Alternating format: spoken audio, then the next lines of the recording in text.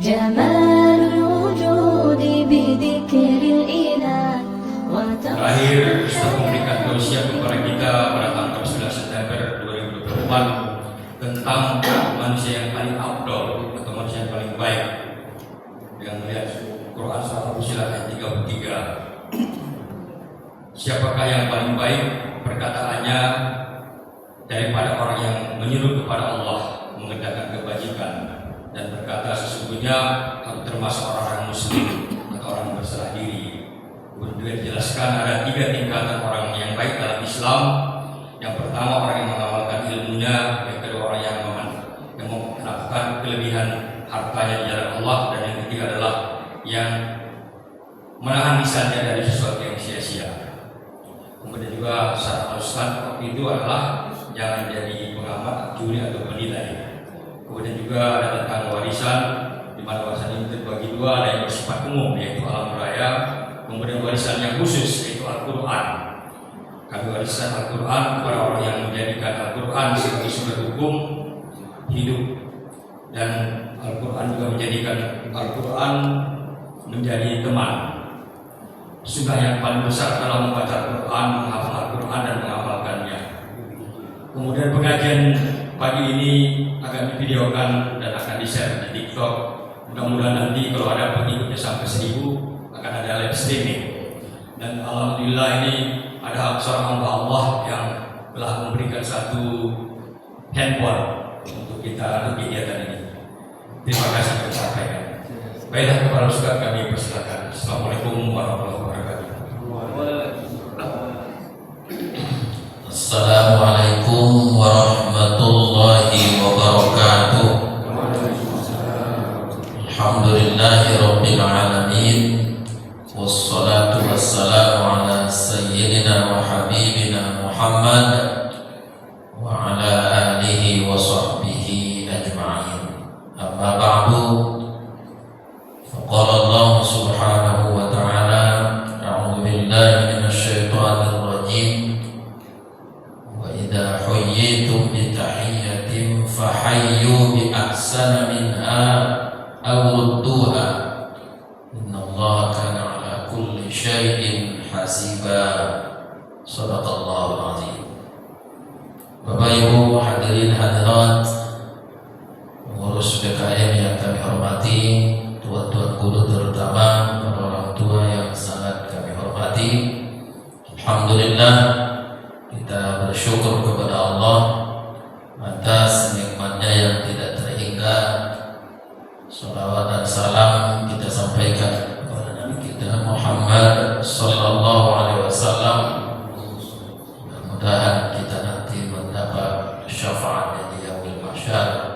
Allahumma shalli wa sallim alaihi wa ala ashabihi wa ahli baitihi wa atba'ihi ajma'in. Bapak Ibu yang kami hormati,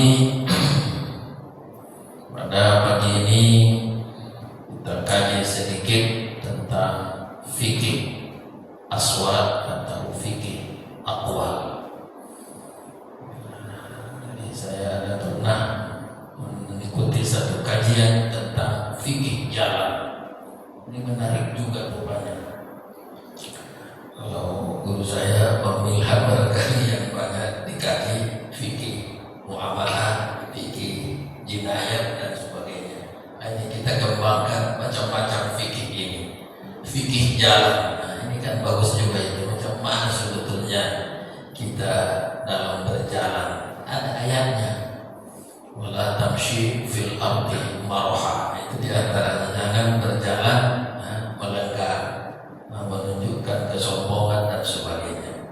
Nah, ayat berikutnya ada juga waqsid fi mashyika waqdud min sautik. Nah, jadi ada juga perintah supaya ya kita selain berjalan wala tamshi waqsid fi mashyika, harus sederhana, bagus dalam berjalan.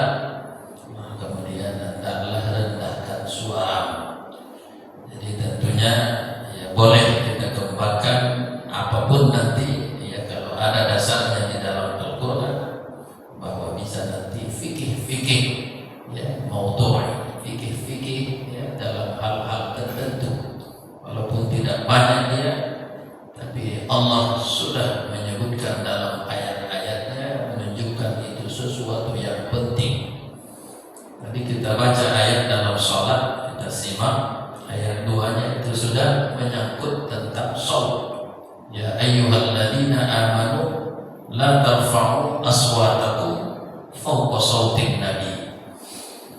Janganlah kamu, ya wahai orang-orang yang beriman, janganlah kamu meninggikan suara kamu, ya, melebihi daripada suara Nabi. Nah, kita kan tidak pernah mendengar bagaimana suara Nabi, tapi Allah sudah menyuruh kita, melarang kita, ya, jangan meninggikan suara, jangan bersuara keras melebihi daripada suara Nabi. Ya, kita tidak pernah jumpa dengan Nabi, tapi tentunya kita bisa, ya, melihat bagaimana guru-guru kita ketika mereka mengajari kita. Ya, kadang ketika kita belajar Al-Quran dulu, satu ayat yang kadang sampai berulang-ulang tidak dapat kita, tapi tidak dimarahi kita. Tidak pernah kita mendengar kata-kata yang kasar. Jadi kalau kita dengar, ya, nanti ada rapat dengan pendapat di lembaga atau di ruang yang sangat terhormat, nah ini sekarang sudah tidak asing lagi kita mendengar kata-kata yang keras, kasar, bahkan ucapan-ucapan yang sudah, ya, tidak layak, ya, keluar dari, mohon maaf, ya, tidak pantas lidah kita mengucapkan itu. Hadirin dan hadirat yang dimuliakan Allah, mungkin kalau kita kumpul dalam ayat-ayat tentang aqwal dan aswat itu sangat banyak. Nah, kalau aswat itu suara, kalau aqwal itu dari suara itu ada khusus namanya ucapan. Jadi dibaca ayat 86 surah An-Nisa, ini pengantar ucapan pun ada. Apa sebetulnya ketika kita mau mulai ucapan?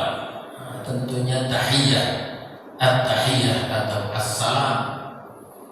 Dalam hadis atau ungkapan orang Arab saja, saya tidak tahu, tapi populer saya dengar itu, ya, la kalam qabla salam.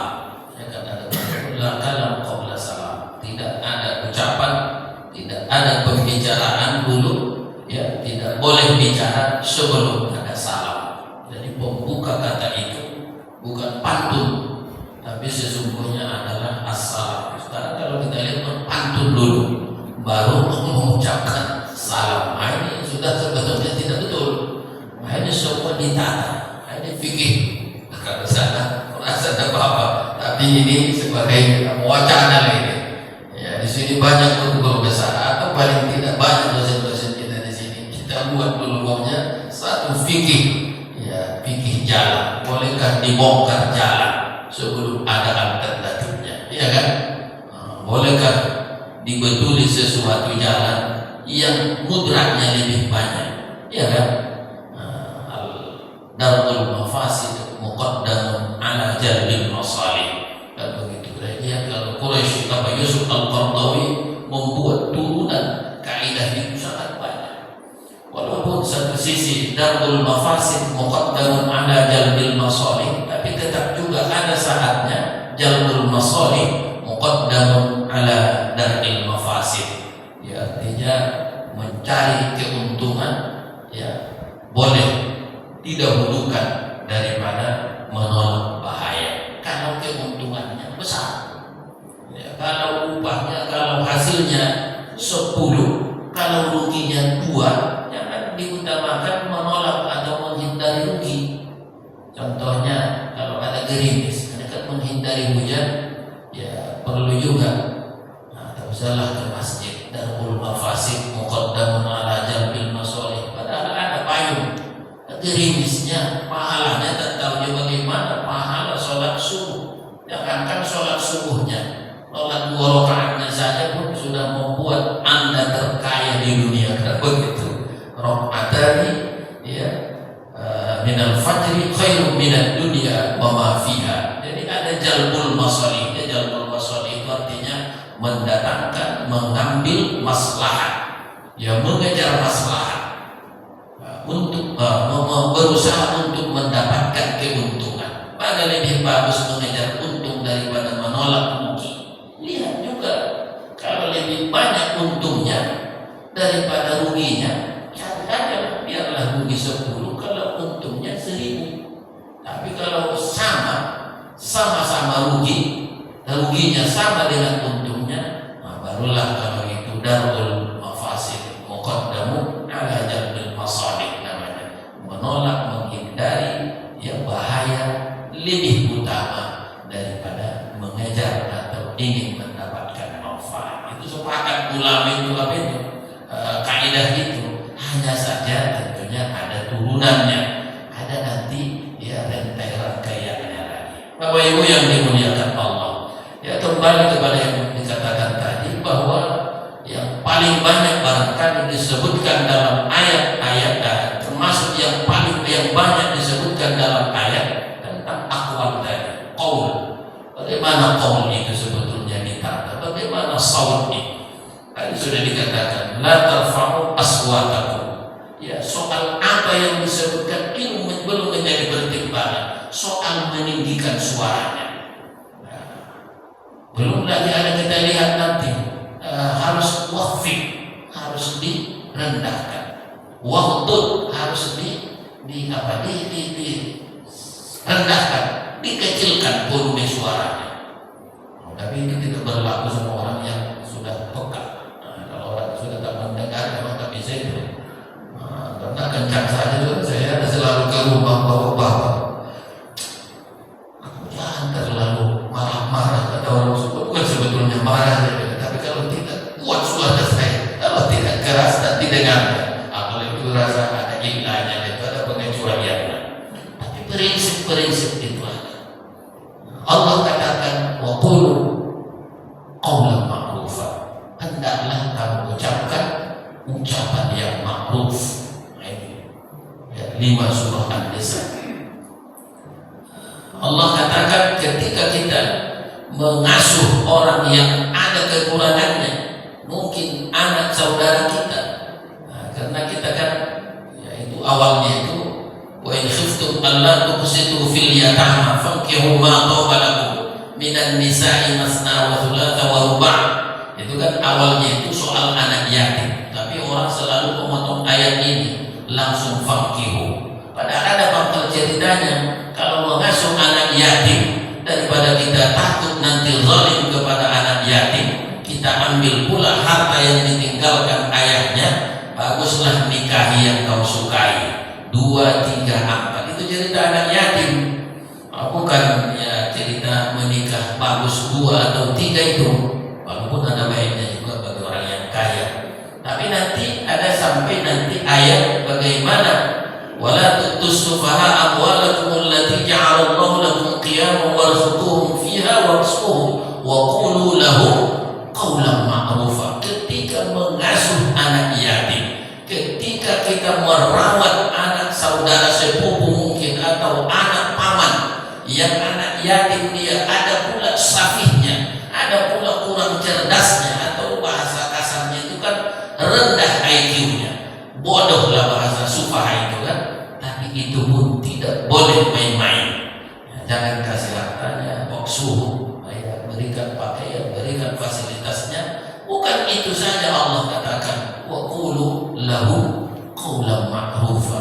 Ucapkanlah kepada mereka ucapan yang ma'ruf. Ma'ruf itu selain benar, ya selain bagus, yang biasa.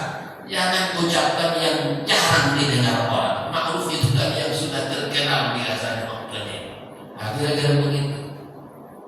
Nah ini kadang-kadang kalau sudah ibu tiri, sekarang tak boleh lagi disebutkan ibu tiri. Dari mana asal ibu tiri? Sekarang katanya udah ibu sambung, suami sambung. Nah, itu bagus juga istilah itu kan. Akhirnya aturan pendek jadi disambung menjadi panjang lah itu atau tinggi. Kira-kira begitu. Jadi kenapa? Saya pernah begitu. Mau saya jodohkan. Ini kemarin saya mau saya jodohkan dokter dengan anak dokter. Satu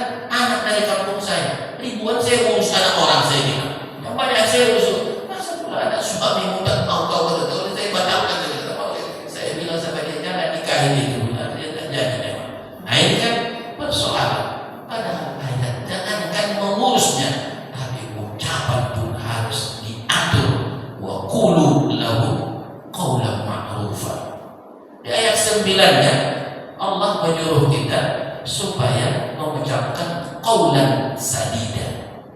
Qawlan sadida. Wal yakhsha alladhina law taraku min khalfihim dhurriyyatan di'afan khafu 'alaihim falyattaqullaha wal yaqulu qawlan sadida. Inilah kadang-kadang kita sulit membedakan qawlan sadida dengan qawlan ma'rufan. Dalam terjemah sama saja dibuatnya. Berarti terjemah kita ini perlu diperbaiki lagi, atau ada hal-hal yang belum cocok. Karena sama-sama saya lihat qawlan ma'rufan dengan qawlan sadida. Dalam doa kita tadi ada Allahumma jammil ahwalana, ya Allah baguskanlah keadaan kami, wasaddid aqwalana, jangan syirik, wasaddid aqwalana, ya Allah buatlah ucapan kami ucapan yang sadid. Dalam tafsir saya lihat yang banyak, walaupun tak banyak tafsir, tapi banyak saya lihat, saya buka ada tafsir Aisyah Tafasir, ada tafsir Al-Qurtubi, ada tafsir Ibnu Katsir. Ini termasuk tafsir yang kecil ini, yang singkat. Itu memang banyak penjelasan bahwa qaul as-sadid itu. Apa itu ucapan yang sadid itu? Ternyata ucapan sadid itu selain santun, selain dia memang dia cocok, bagus, asoba ilal khair, ya, bagus, sesuai dengan kebaikan, apa istilahnya, termasuk dia mengandung pesan atau nasihat atau dia wasiat kepada anak.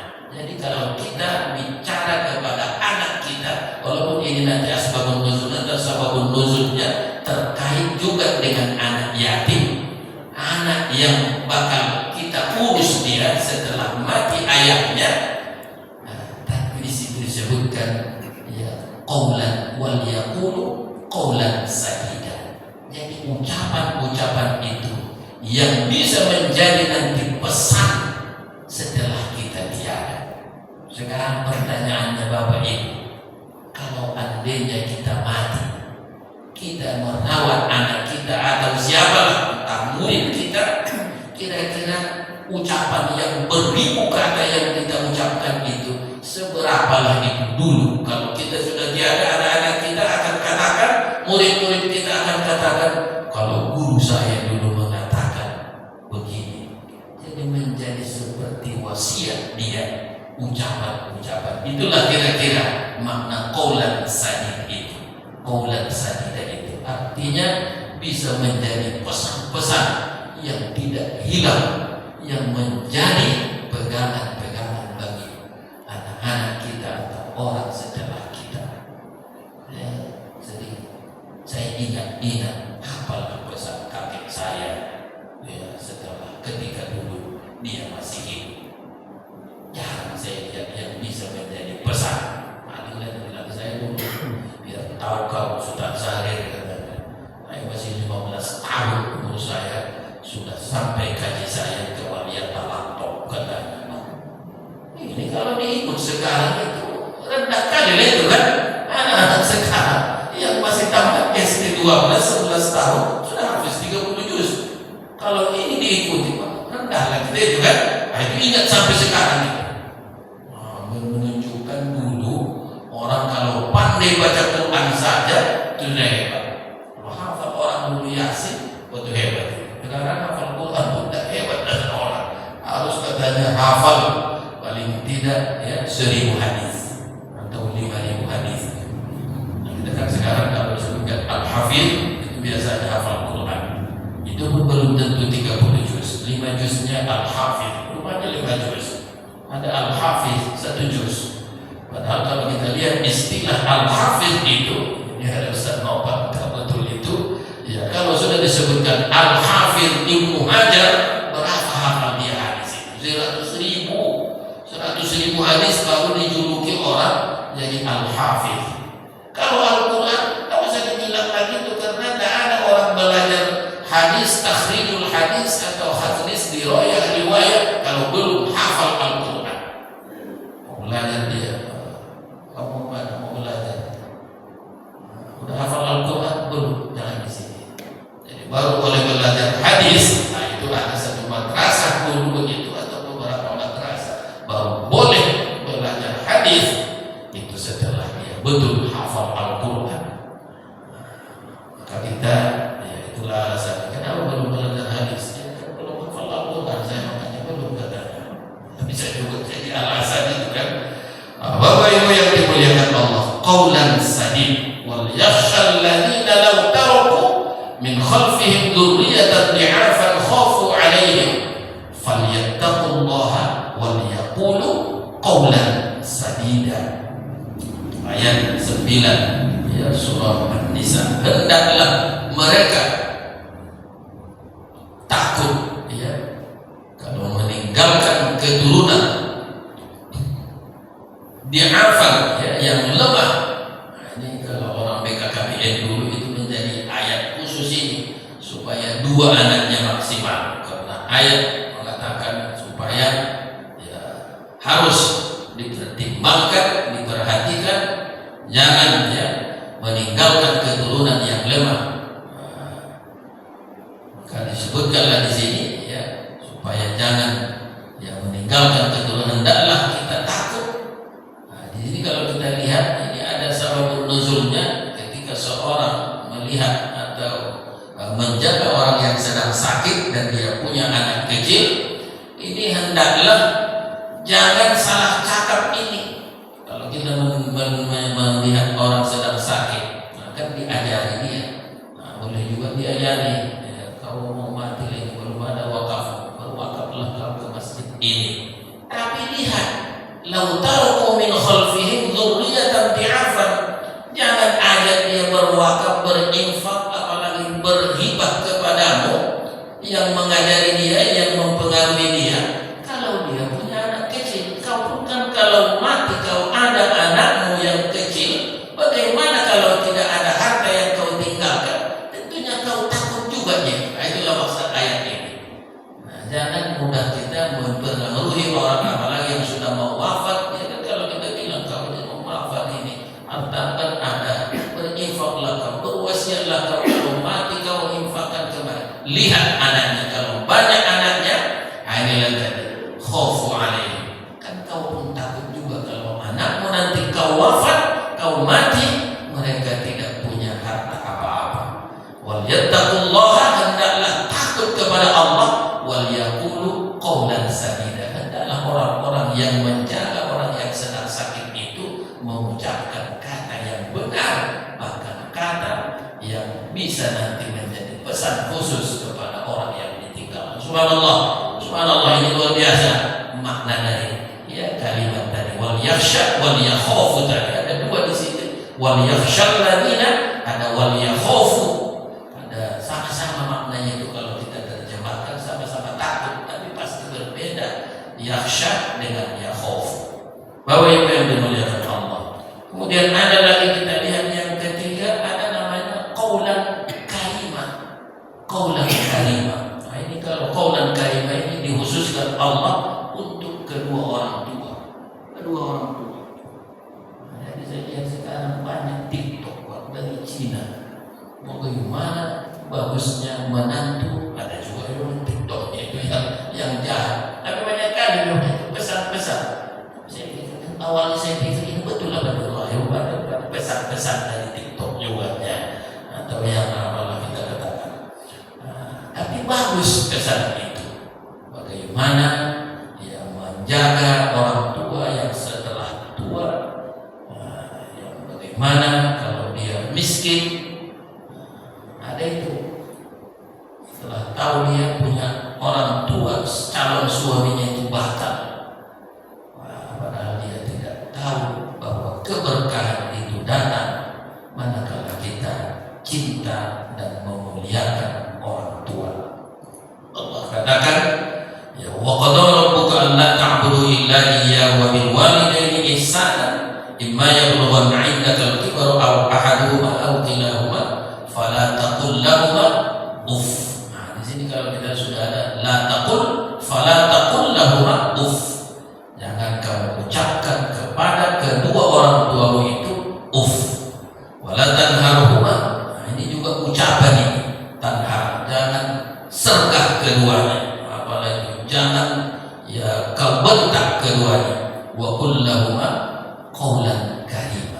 Wa qul lahumā qaulan karima. Itu 23 surah Al-Isra itu. Maklum lagi dari itu. Jadi di sini ada sebutan pilihan ya dari Allah, ucapan yang mulia. Ya wa qul lahuma qaulan karima. Ucapkan kamulah kepada keduanya, ucapkanlah kepada keduanya qaulan karima, ucapan yang mulia. Nah, dalam ayat ya berapa itu surah Yusuf, kalau kita lihat di situ ya, memanggil ayat ya abadi.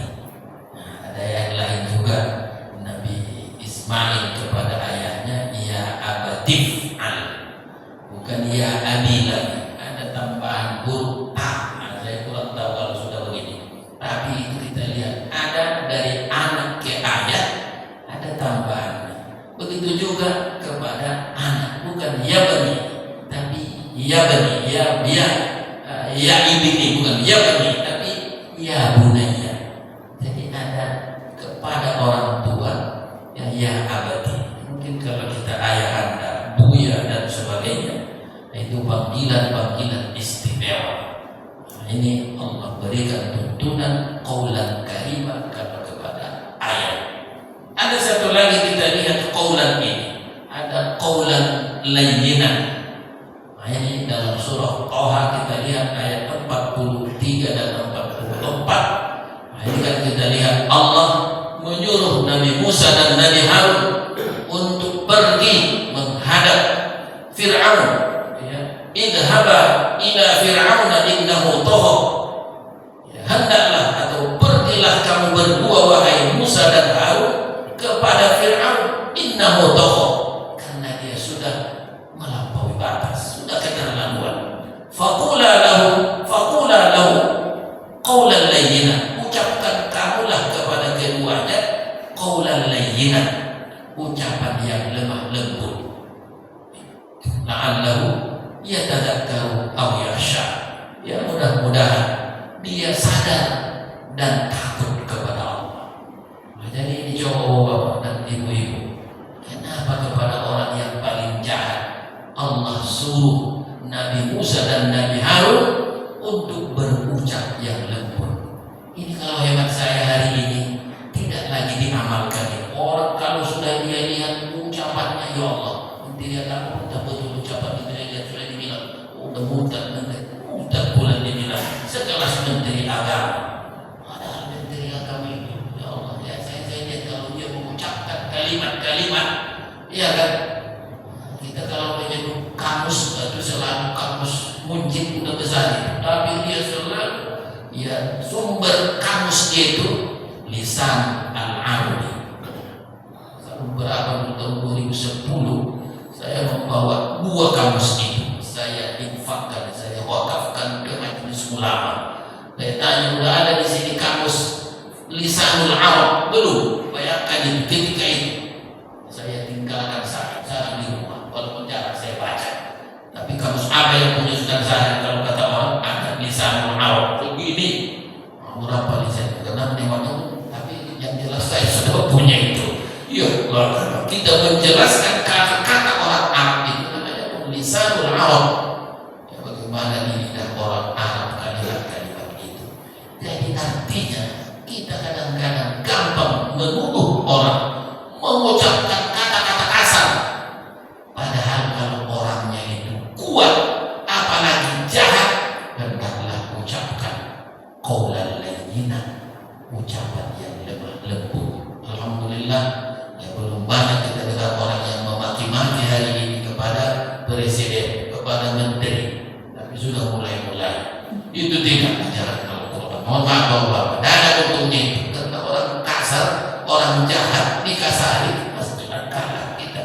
Tapi orang yang jahat kalau diucapkan lemah lembut, insya Allah ada perbedaannya. Nah, jadi ibu-ibu, kalau sudah sekeras atau sudah sejahat Fir'aun kelihatan suaminya, bukan yang di sini. Nah, inilah ayatnya. Ya kan? Idhabi ila zawjik, pergilah menghadap suamimu. Faquli lahu, ucapkanlah kepadanya qaulan layyinan, ucapan yang lemah lembut. La'allahu, ya kan, mudah-mudahan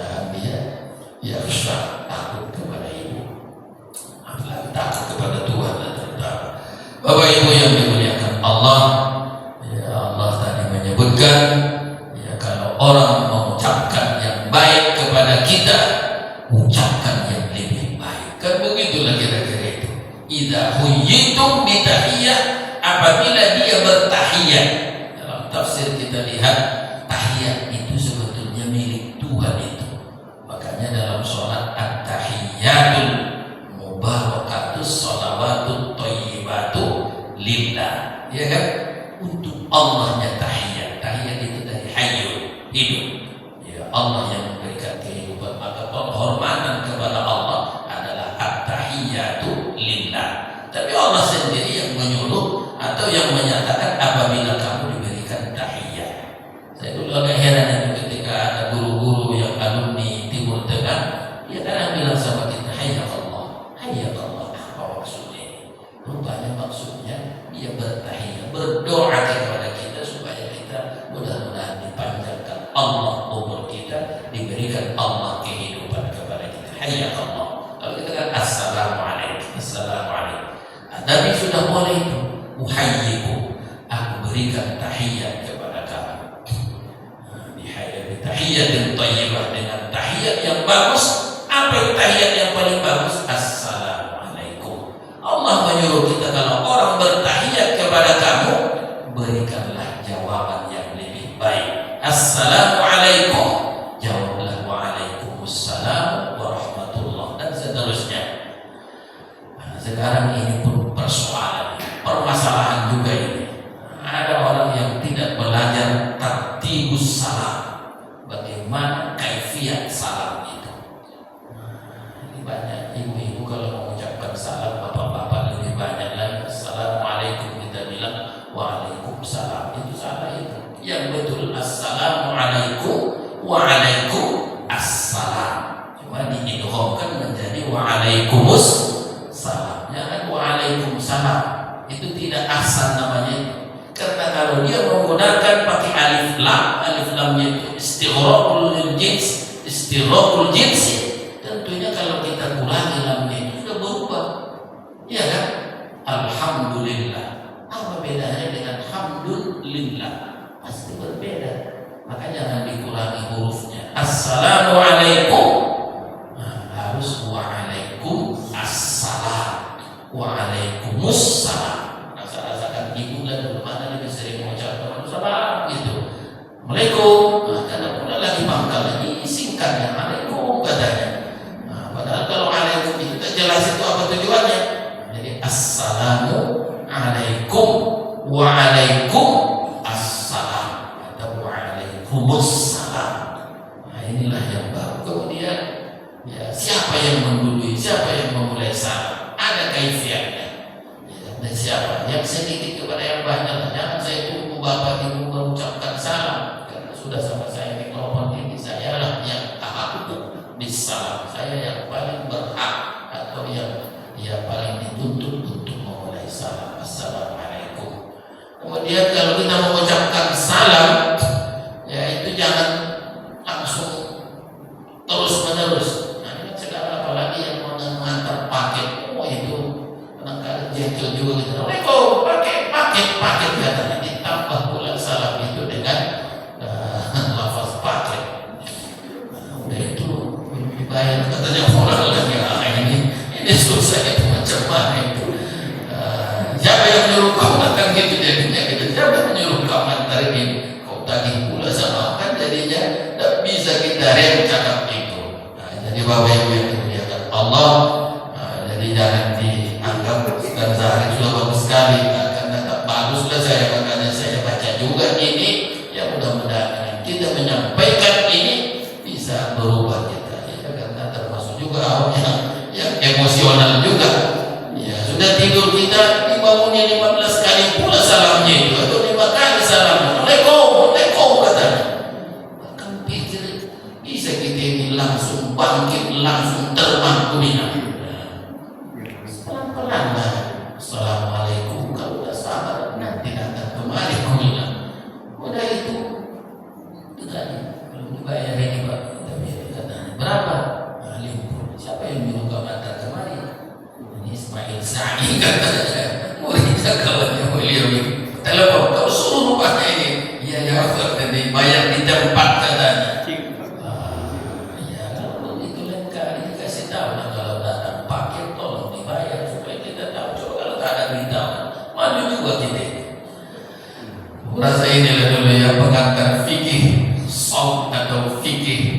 akwal ini, bagaimana kita ya bisa ya menggunakan, karena lidah ini barangkali yang paling banyak aktivitasnya. Coba kita lihat, itu kan karena kebetulan public figure dia. Coba ya kalau direkam, ini kan direkam pula cakap saya ini, ya kan. Coba kalau direkam, ya yang saya katakan dari dulu mungkin lebih banyak lagi cakap saya daripada cakap Al-Ustaz itu atau Gus itu yang tidak baik. Nah, begitulah ya kan, anak hurufnya ya kan, mulai gok sampai k itunya. Anak huruf bisa membuat orang ya menjadi terhormat dan bisa membuat dia menjadi dibully orang sampai ke medan, dikomentari orang, padahal kita pun ya karena boleh jadi belum dipedulikan orang cakap kita. Saya kira ini yang dapat saya sampaikan, mudah-mudahan ada manfaatnya. Tentunya banyak lagi ayat-ayat yang lain yang bisa kita jadikan sebagai ya petunjuk bagaimana menjaga ucapan itu. Ini sebetulnya lanjutan yang lewat ini, waman ahsanu qawlan, ya qawlan juga ucapan mana yang paling baik. Ya tentunya ini tadi suaranya saja pun sebetulnya Allah sudah menuntut kita agar jangan terlalu tinggi. Bagaimana volumenya itu, ukuran Nabi katanya. Paling tidak yang kita bisa jadikan kalau kita ziarah kepada Nabi di Madinah, di Masjid Nabawi, jangan bercakap-cakap. Jangan pula kita karena bercakap disebut dalam ayat, jangan pula kita anggap itu saja. Memvideokan itu pun dilarang kita itu, apalagi berselfie-selfie pula di situ. Itu pun melebihi daripada mengucapkan ucapan yang tinggi itu, ya, perbuatan itu tadi. Alhamdulillah wa iyyakumullahu muwaffiq ila aqwamit thoriq. Wassalamualaikum warahmatullahi wabarakatuh.